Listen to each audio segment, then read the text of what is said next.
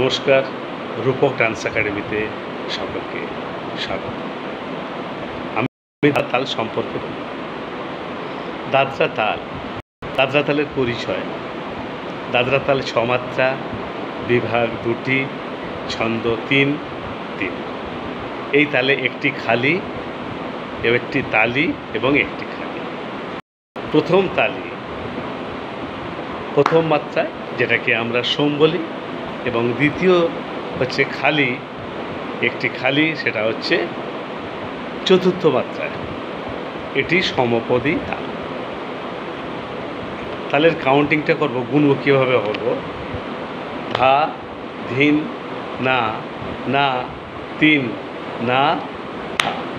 এই ধা থেকে, অর্থাৎ কাউন্টিংটা হবে 1 2 3 4 5 6 1।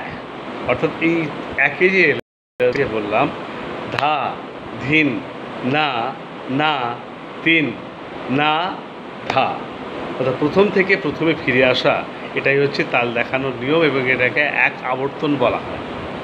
এই তালি থেকে, অর্থাৎ সোম থেকে সোমে ফিরে আসা।